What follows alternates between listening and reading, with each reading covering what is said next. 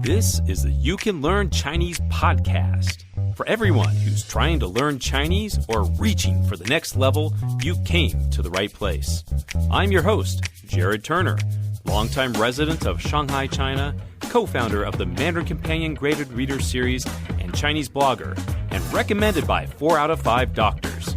My co-host is John Pasden, co-founder of Mandarin Companion, founder of All Set Learning, the Chinese Grammar Wiki, and Sinosplice.com, and putting the man in Mandarin since 1998. On this episode, John and I will be talking about why Chinese is taught the way it is. Can we learn Chinese the way a child does? And how do you keep up your Chinese?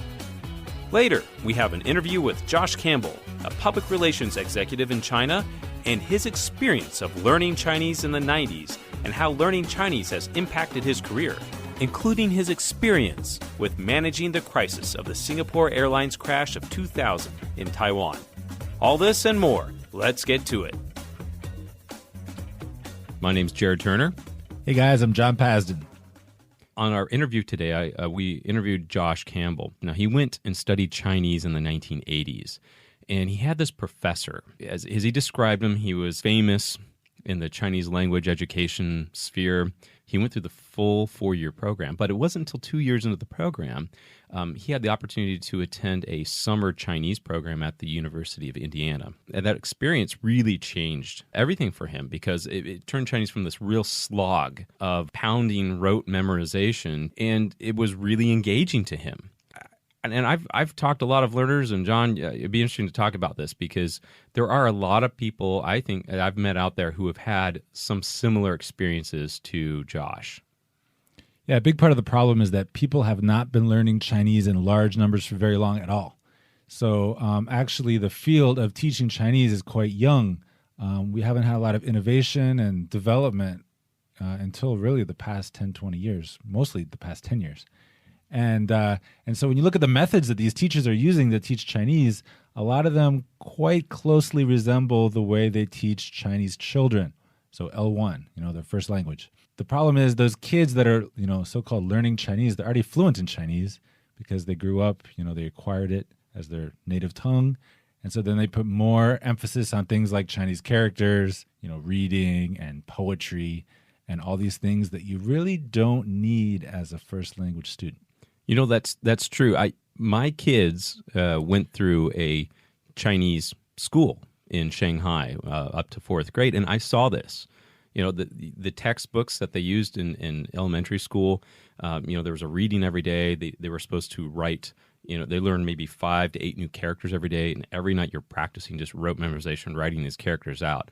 Now, you have to do that if you're really going to learn how to write and solidly acquire that language. But that's a little different, right? Because those Chinese kids, they already speak the language. So now they're learning to read it. But for non-native speakers, they're typically learning to speak and write at the same time.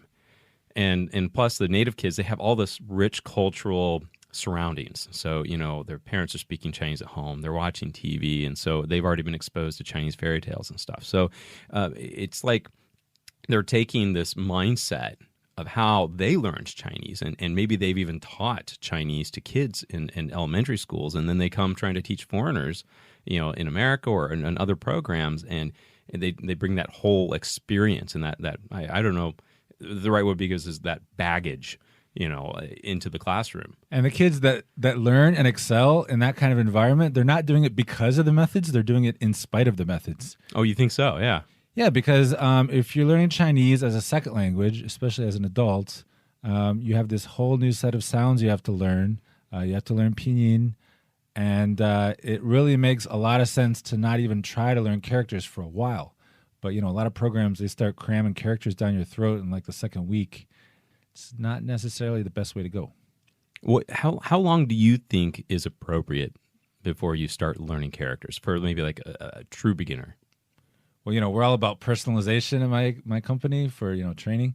So I would say it depends, but you definitely need to first master pinyin.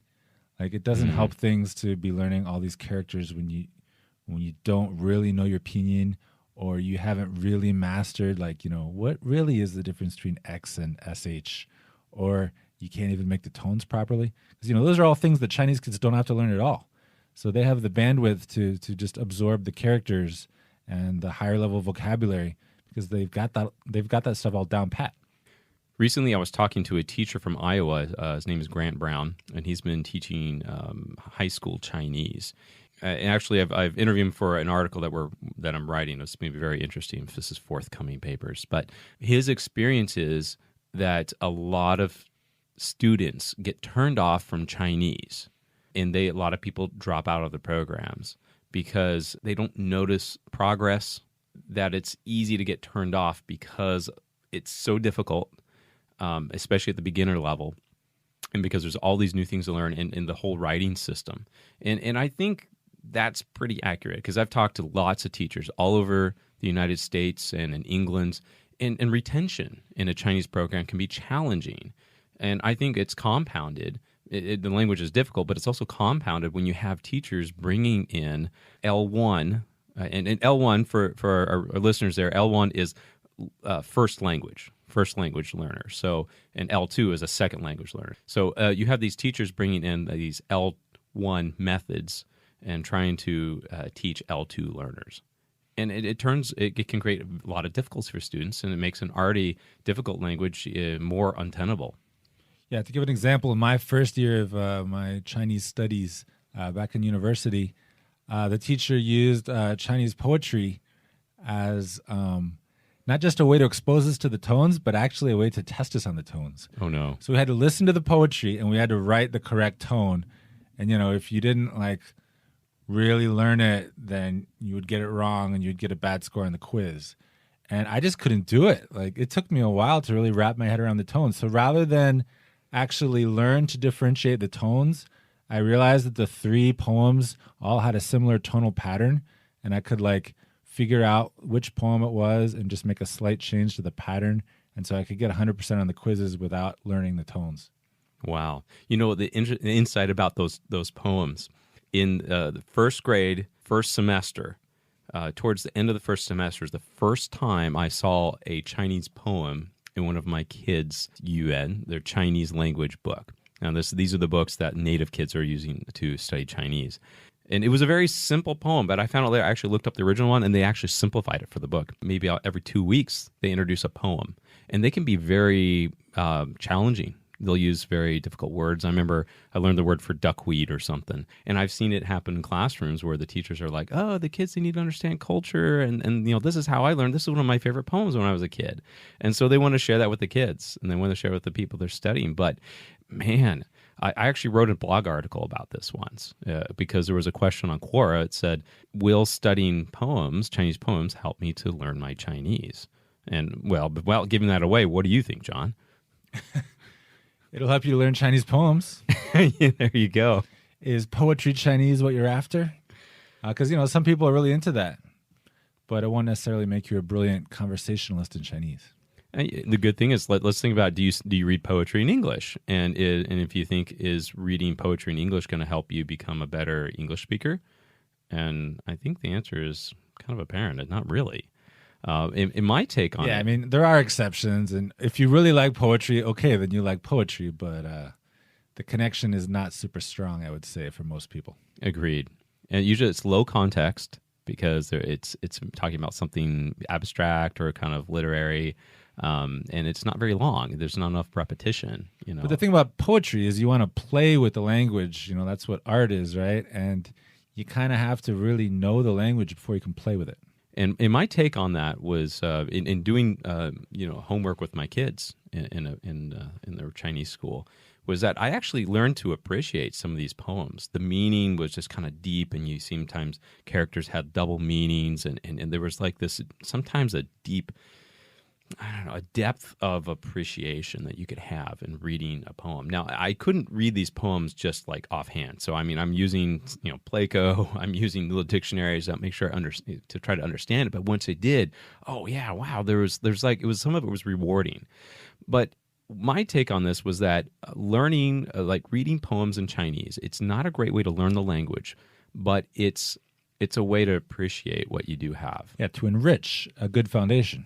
But you don't want to add it to a shaky foundation built on sand. That's right. It's a reward, the cherry on top. Yeah. Now, a word from our sponsor. One of the most effective ways to build fluency is by reading in the language you are studying. It gives your brain the context it needs to understand how everything you are learning works together. To do this, you need Chinese books you can read.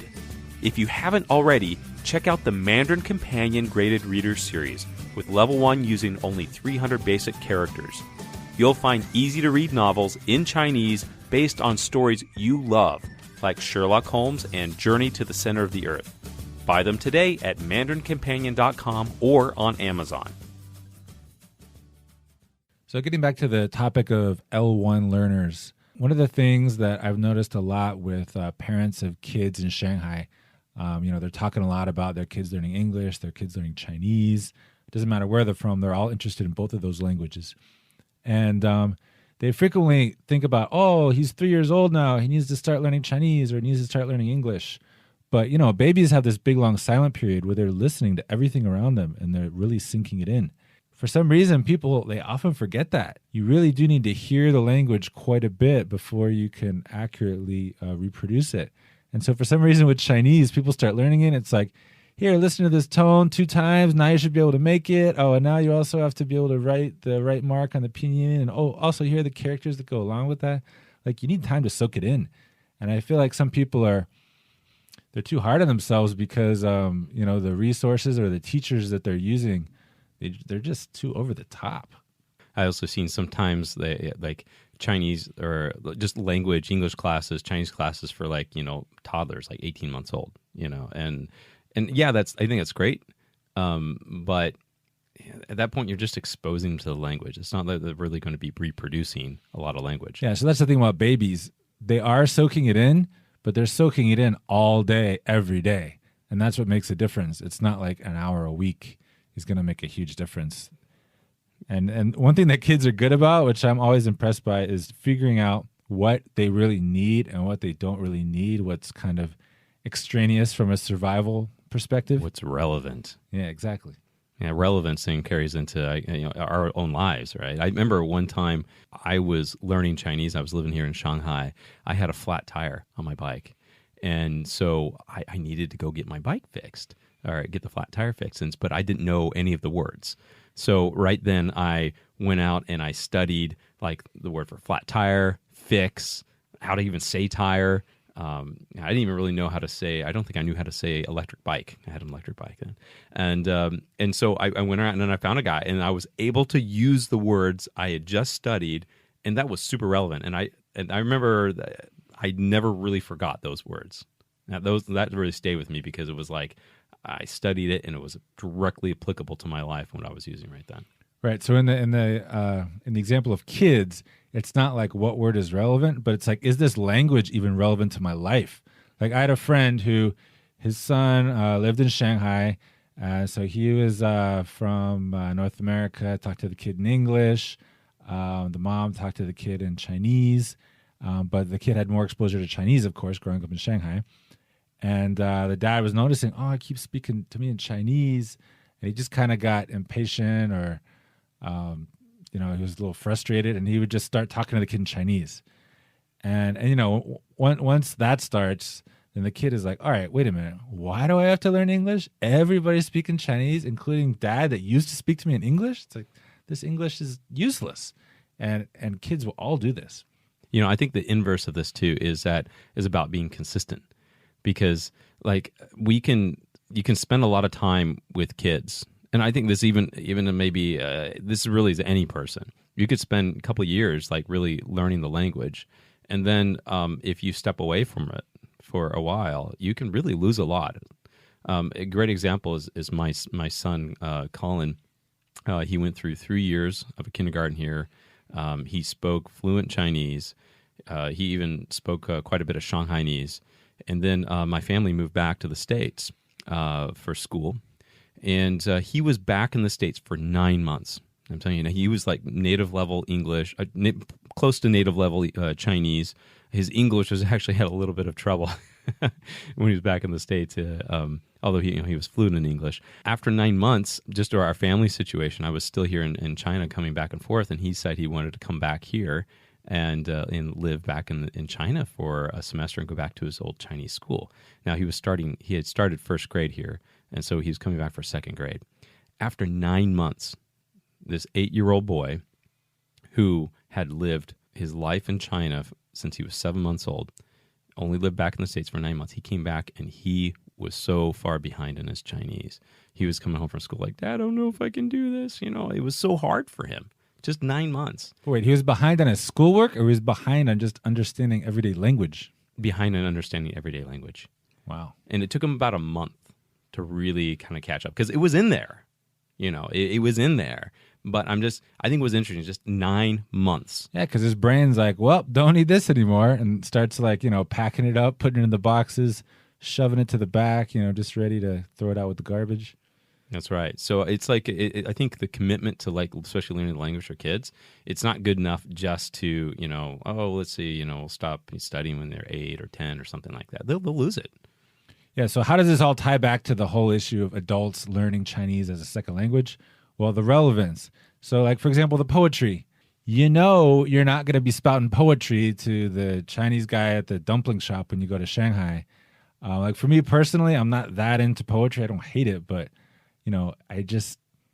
I can't get into it and I can't commit to it. It doesn't feel relevant. Not only do I not want to learn it, but for that reason, it just won't stick. Whereas if I'm learning things like, something that's useful, then I actually want to learn it because I can imagine, oh yeah, when I'm in China, I'm going to use this and I'm going to have adventures and I'm going to be communicating with people and it's going to be awesome, right? That's the kind of thing that sticks. I think that it begs that question of really, how do you keep up your Chinese? I think that's really kind of maybe how we're doing this. Is because frankly, the amount of people who actually have the opportunity to come to China and study Chinese, it's relatively few. And there's a lot of Chinese learners who will never have the opportunity to come to China.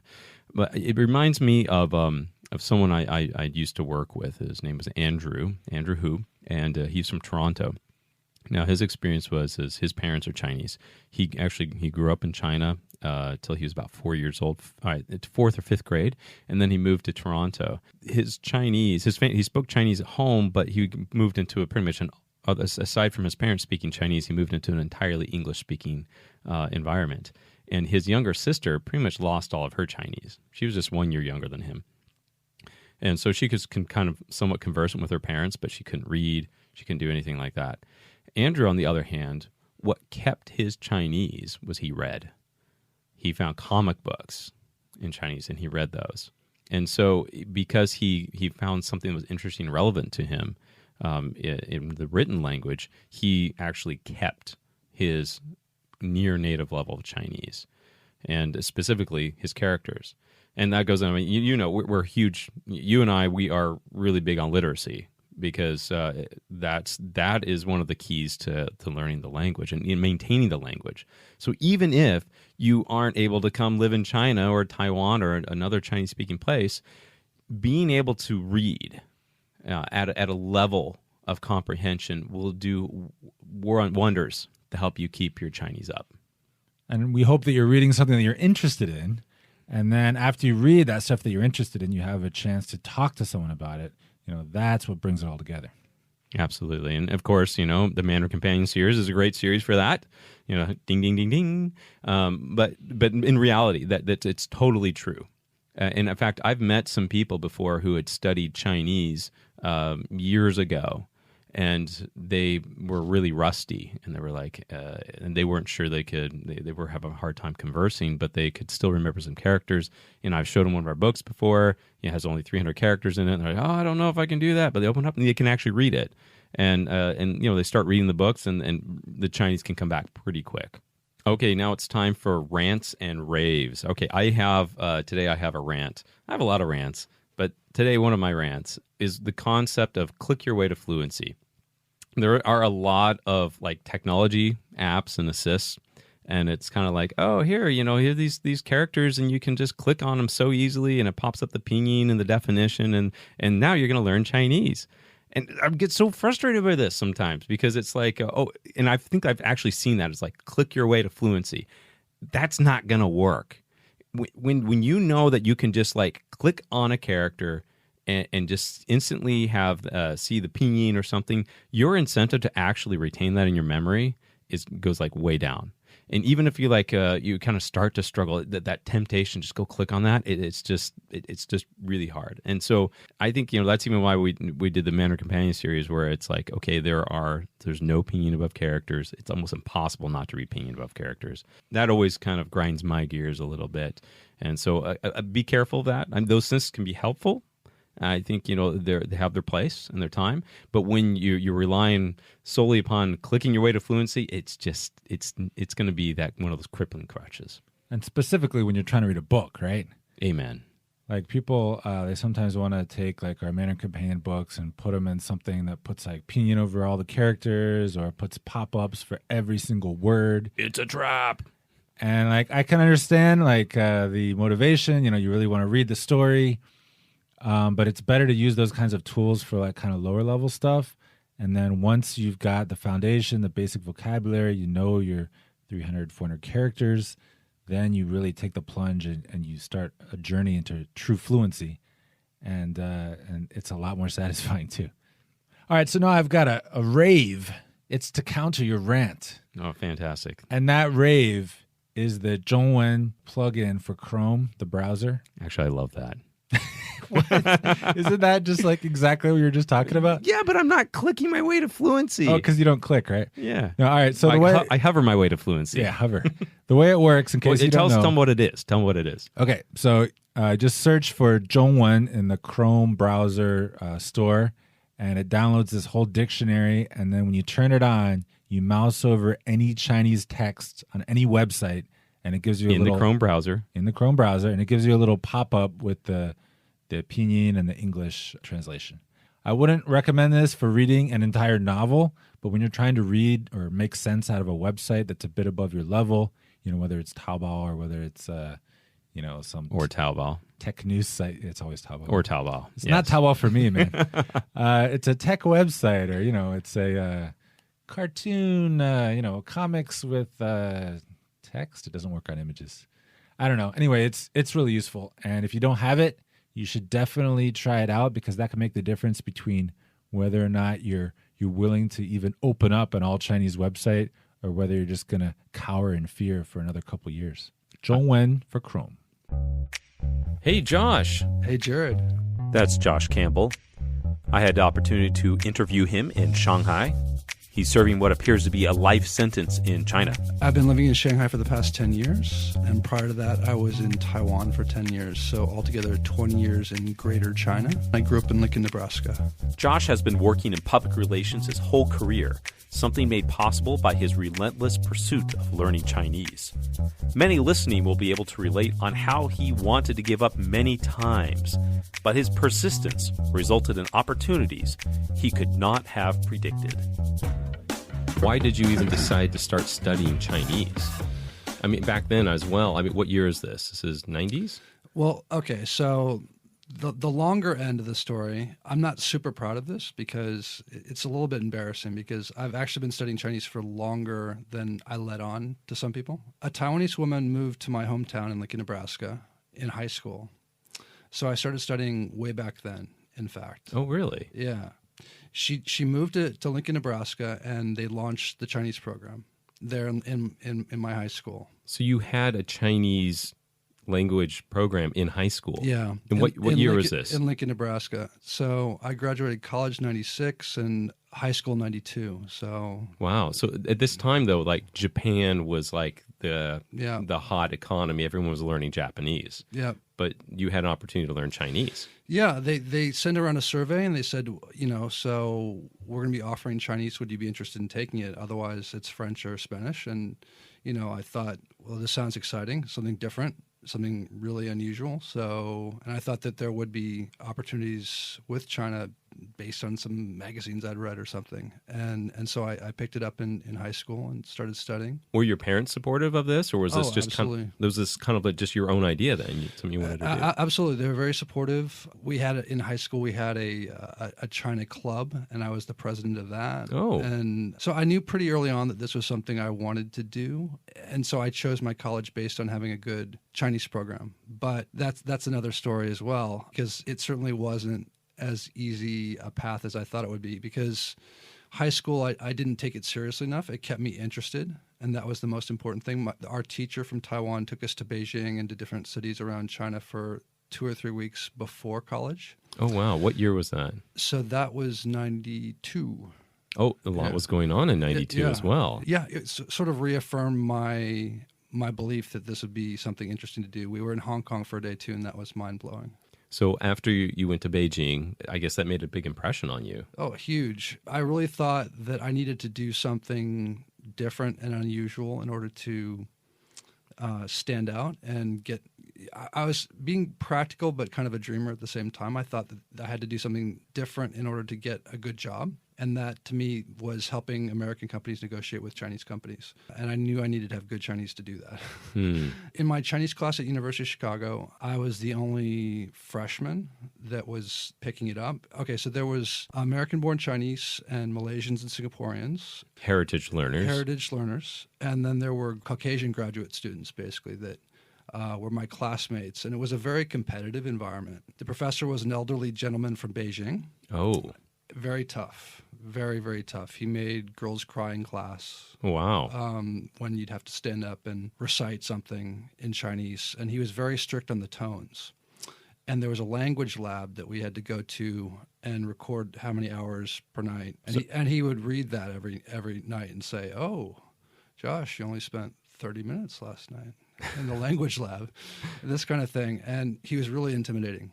Some people loved him and some people hated him. He and I didn't get on so well, to be honest. And the textbooks were all Chinese history in Chinese, which I was like not grooving on so much. I wanted to study the Chinese history in English, and I was doing that also. So some of the vocabulary and so on that we were learning was not useful. By the time I made it to Taiwan, I didn't know how to say napkin or, where's the restroom, these kinds of basic things. During that 2 years, did you all have the same teacher? Professor. The same professor. Yeah. Oh, really? So he ran all the classes in the program. He was a big deal. Wow. Famous, and he reminded us that he was famous regularly. I knew that I wasn't doing well enough compared to the graduate students or the American-born Chinese or Malaysians or Singaporeans.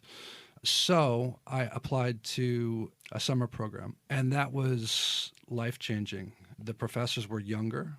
They'd written their own material, and their own material was really relevant to me as a college student.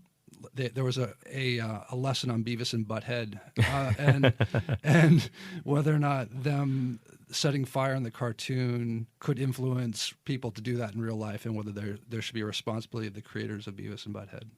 Things like that I thought in Chinese was interesting to read. So these young, ambitious, and so I went from being the worst in my class at University of Chicago to being the best in the class in Indiana. And I went back to Chicago really confident and feeling better about myself and my prospects. And my professor was really happy with the progress I've made. And he thought I would never make it, basically, and communicated to me on a daily basis that he thought I wasn't making it. Well, that's really interesting because you had two very different experiences and two different outcomes. So how would you contrast the difference between what you experienced with your one professor at the University of Chicago and this other program at the University of Indiana? I mean, it was like night and day because the stuff that I was learning in Indiana was useful and inspired, and wasn't learning Chinese history in Chinese and about the different dynasties, taught in a very boring fashion by an elderly, no offense to him, God rest his soul, but gentleman, compared to the energy and the exuberance of these young professors at Indiana. And we also had to sign a contract at Indiana that we weren't going to speak any English with our classmates.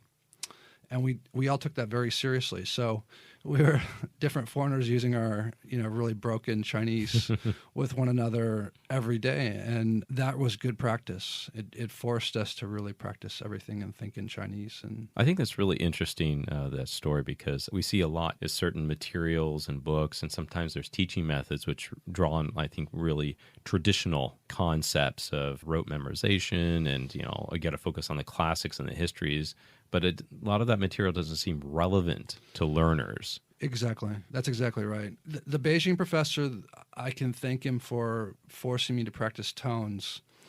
I can remember distinctly in some of the earlier classes, like the word Zhang, Mr. Zhang, and the different tones, and you can accidentally be saying Mr. Dirty.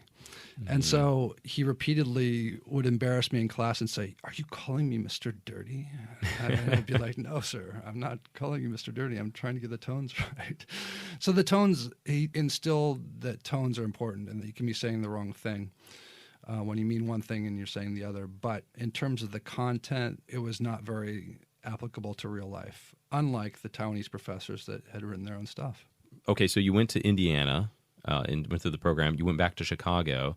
How much longer did you study before you finished school, and then what happened after that? So I knew that even after the Indiana program, if I wanted to achieve my dream and help American companies negotiate with Chinese companies, I had to continue to improve my Chinese. So I learned in a Chinese history class from a different professor that there was a Taiwanese school, National Taiwan Normal University, that was offering scholarships. So I said, wow, I'm going to have to really go for that. I didn't know of any mainland Chinese schools that were offering scholarships. I knew my folks weren't going to foot the bill.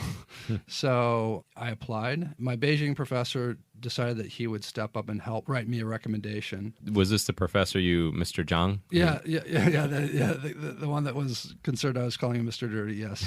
So he wrote you a recommendation. He did, and it helped me get in. I was one of 2 University of Chicago students that was chosen to go to National Taiwan Normal University for a 1-year scholarship. That was, I just knew I had to go, otherwise there was no way that I was going to be able to achieve this dream that I had.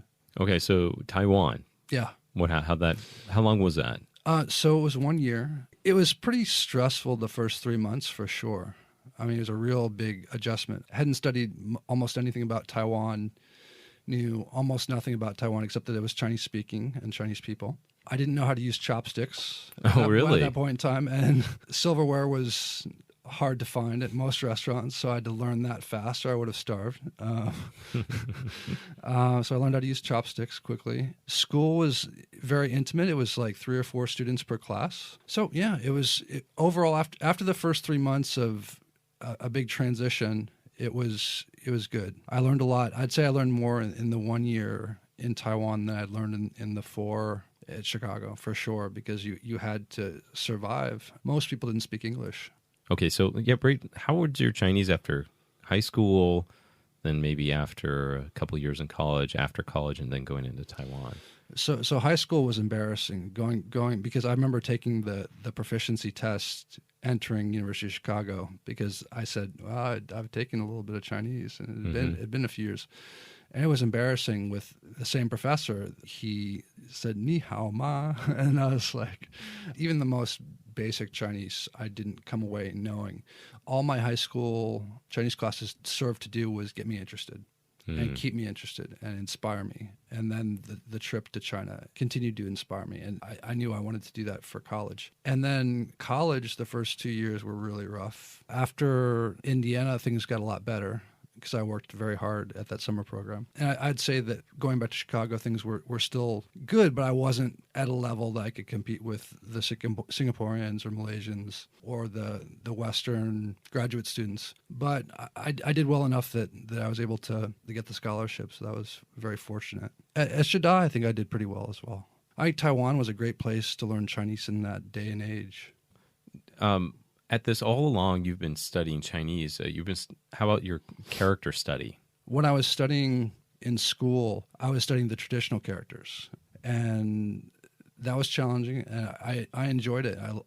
It gave multiple layers of meaning to the Chinese to be studying the pinyin as well as the traditional characters. And people sort of gave me a choice, but I didn't realize that the distinction that in Taiwan and Hong Kong people use traditional characters, and then in mainland China, there's so many more people, and they're using the simplified. So something I was interested in finding out a little bit about. You went to the University of Chicago. You had this very difficult professor, and you went through 4 years. You could have quit. You could have dropped out at any stage, but you didn't. You stuck with it. Why did you stay with it, even though it was really hard and discouraging, and you probably had someone really, I guess, putting you down quite a bit? Oh, totally. I mean, my understanding from talking to other students of his from University of Chicago is that he always would choose one student to really pick on and beat on, sort of as an example to the rest of the class that you should study harder. And I was that guy.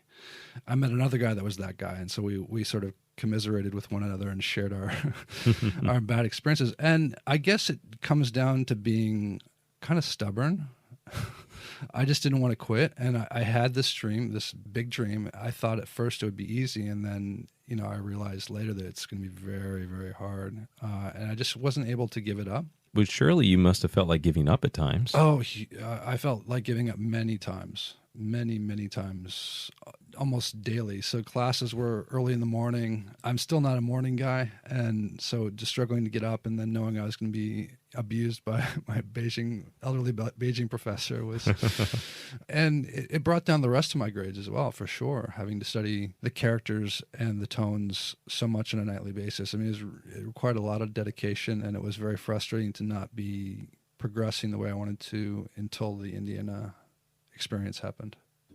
So I'm going to guess here, it seems like the first 2 years were probably the most challenging. And then after Indiana, that affected your outlook, I guess? Yeah, I couldn't recommend that Indiana program more. I don't know if it's still as good today as it was then, but I couldn't recommend it more. Looking back, how has that decision to learn Chinese and, I guess, struggle, how has that affected your life and your career? I don't think I could function in China without it. I know there are people that do and do well, but I think the struggle sort of to learn Chinese has kind of made me tougher. There's some suffering that's involved, but there's a payoff at the end of the day that things will get better. If you could go back and do any part of it differently, what would you do?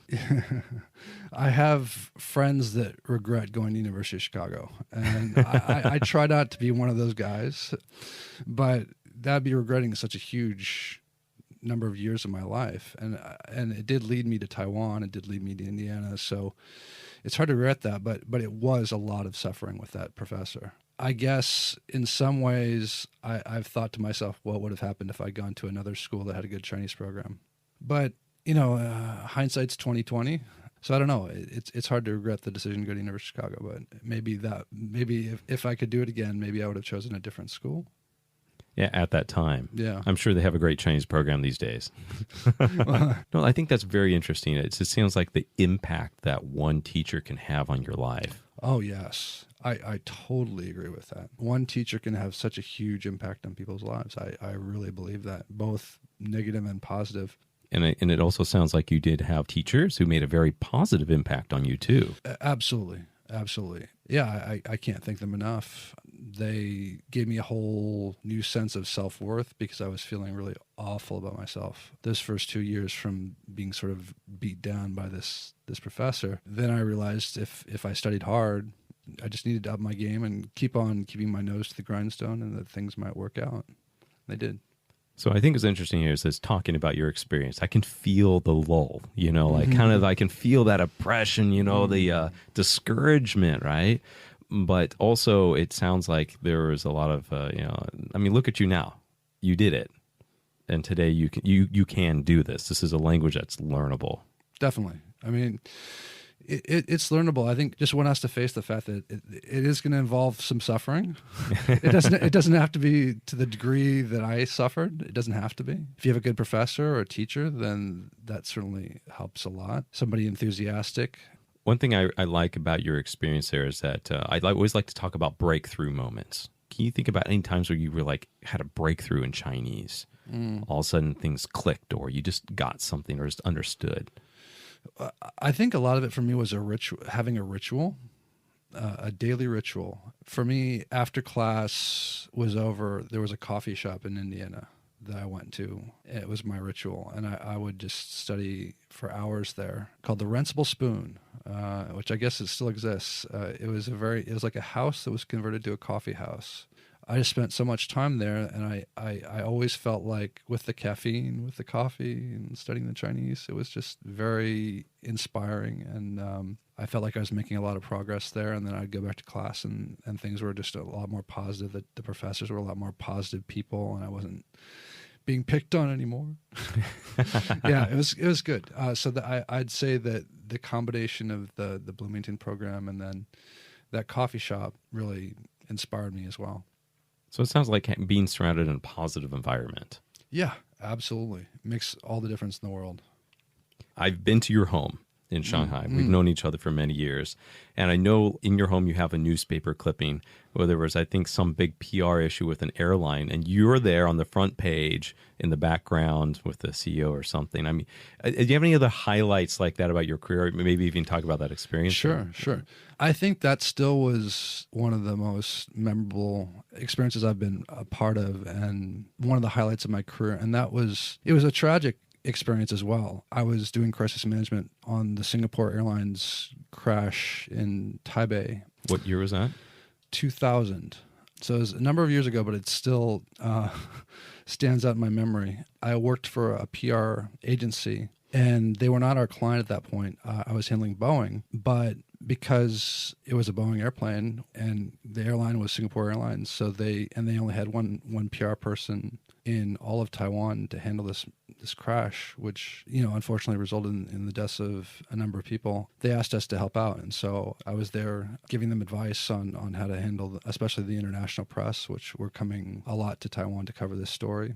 You're Chinese. How did that play into that? Yeah, so at that point in time, there were 7 major media in Taiwan, and there were 7 senior reporters that covered aviation. Not only was I helping my local Taiwanese colleague manage those 7 reporters, but also then a lot of these international media were coming, like CNN and so on, to cover the event as well. So these Taiwanese reporters did not speak English, so I was having to deal with them in Mandarin and build trust with them and make sure that they knew that I was a straight shooter and that we were going to be honest with them.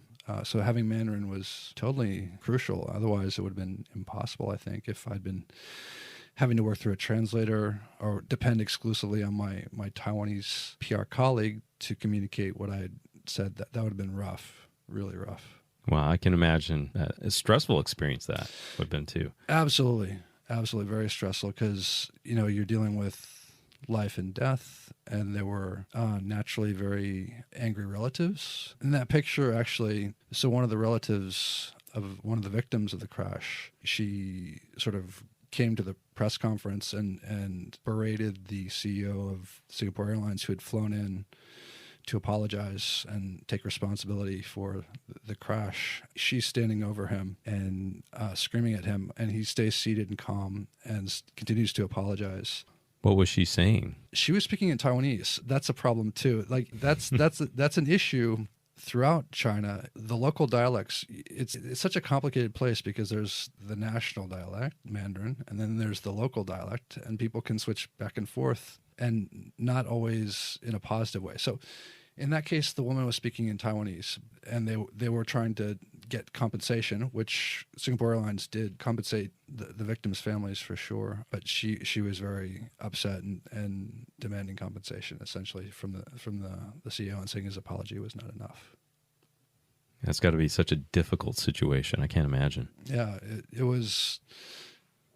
Yeah, it was very strange, and for her to, she really busted in like that, and we didn't know what she might do, and so I'm sort of standing in the background going, wow, this is pretty nuts.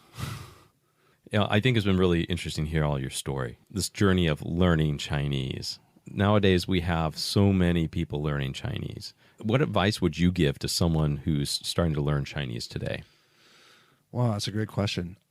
I don't know where the best programs are in the mainland, but I would say come and experience it, get absorbed in it, live and breathe it. If you can use the internet, of course, that's a great way to start. But if you really want to continue to improve at a much more rapid rate. I think you have to be in the environment and be forced to use the language on a daily basis. And find a good teacher, find a good professor, find somebody that you can trust and believe in, that's passionate. I think passion is really important too. I didn't highlight that earlier, but I think having passion both as a student and as a teacher is really essential. So I have one last question for you. Okay. Would you rather fight one horse-sized duck or 100 duck-sized horses? One horse-sized duck. Why? I think that I'm just sort of imagining how many there would be, and that it just would be an impossible situation. But you might have a small chance against the horse-sized duck than if there were so many of those smaller ones overwhelming you.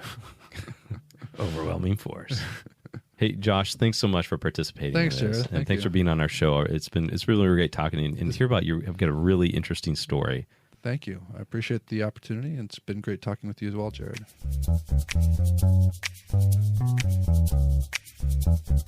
You have been listening to the You Can Learn Chinese podcast. Help us spread the word by sharing this with your friends, classmate, and teacher, cousin, distant relatives, pen pal, in-laws, your postman, dentist, and that one guy named Tim. You can subscribe on iTunes or wherever you get your podcasts. And please write us a review so we know how we're doing. You can find us on Facebook and at mandarincompanion.com. The You Can Learn Chinese podcast is produced by myself, Jared Turner, and I'd like to thank my co-host, the man, the myth, the legend, John Pazden. See you next time.